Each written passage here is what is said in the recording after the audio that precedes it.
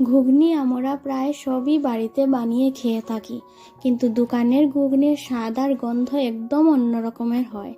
নমস্কার বন্ধুরা, বিস্পিতাস কিচেনে আপনারা সবাইকে স্বাগত।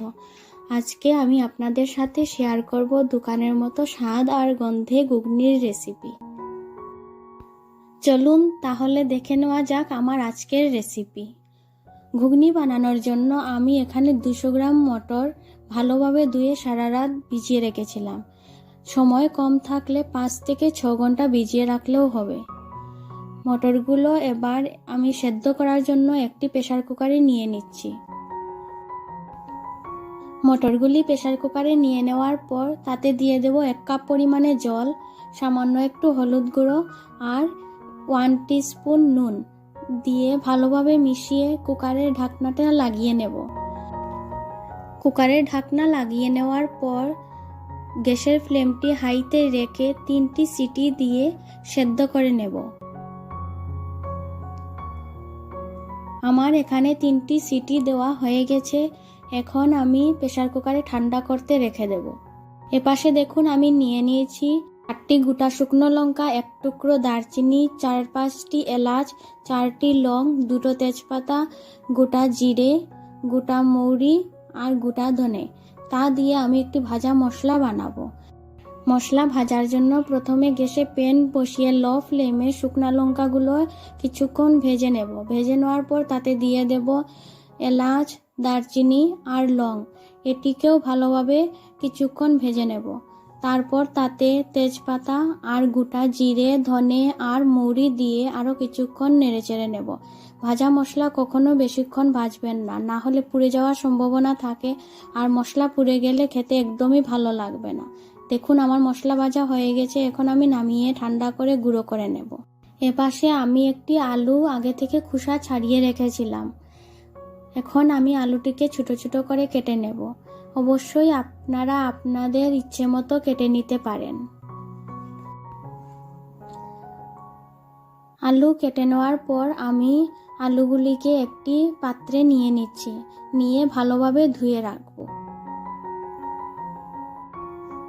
এপাশে আমার কুকারও ঠান্ডা হয়ে গিয়েছে। আপনাদের দেখিয়ে দিই মটরগুলি কিরকম সিদ্ধ হয়েছে। দেখুন মটরগুলো খুব ভালোভাবে সেদ্ধ হয়েছে। এর থেকে বেশিক্ষণ সেদ্ধ করলে মটরগুলি গলে যাওয়ার সম্ভাবনা থাকতো। এখন একটি মেশারের সাহায্যে আমি মটরগুলি কিছু ম্যাশ করে নিচ্ছি। এইভাবে ম্যাশ করে ব্যবহার করলে ঘুগনির স্বাদ অনেক গুণ বেড়ে যায়, কিন্তু বেশি ম্যাশ করলে ভালো লাগবে না। এইভাবে ম্যাশ করে নেবেন।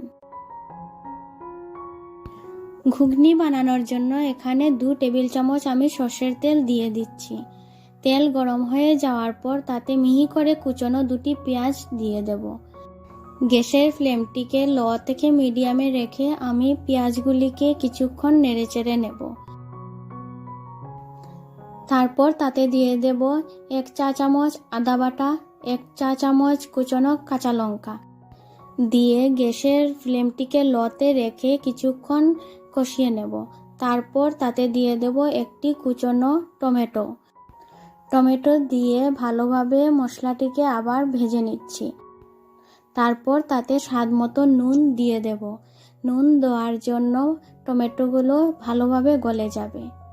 তারপর তাতে একে একে 1/2 চা চামচ হলুদ গুঁড়ো, 1 চা চামচ কাশ্মীরি লঙ্কা গুঁড়ো আর 1 চা চামচ চিনি দিয়ে আবার ভালোভাবে মশলাটিকে কষিয়ে নেব।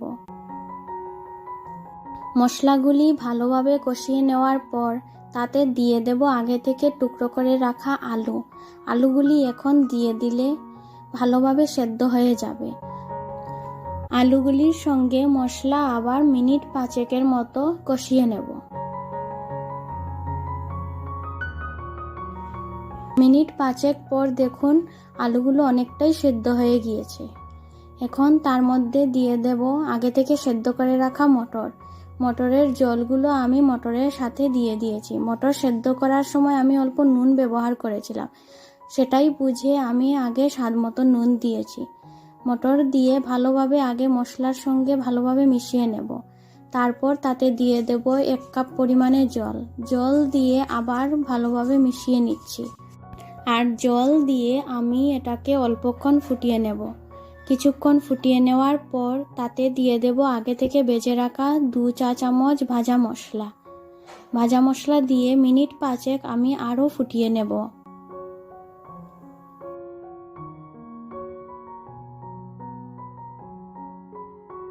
মিনিট 5 পর দেখুন জলটা অনেকটাই শুকিয়ে গিয়েছে আর রংটাও কত সুন্দর এসেছে। তৈরি হয়ে গেল আমাদের দোকানের স্বাদে আর গন্ধে ঘুগনি।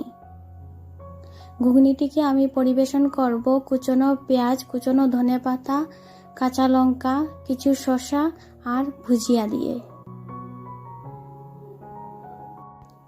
আমার আজকের রেসিপিটি আপনাদের কেমন লেগেছে তা অবশ্যই আমাকে কমেন্টে জানাবেন। ভিডিওটি যদি ভালো লেগে থাকে তাহলে একটি লাইক আর আমার চ্যানেলকে সাবস্ক্রাইব করে নেবেন। ভিডিওটি দেখার জন্য সবাইকে ধন্যবাদ।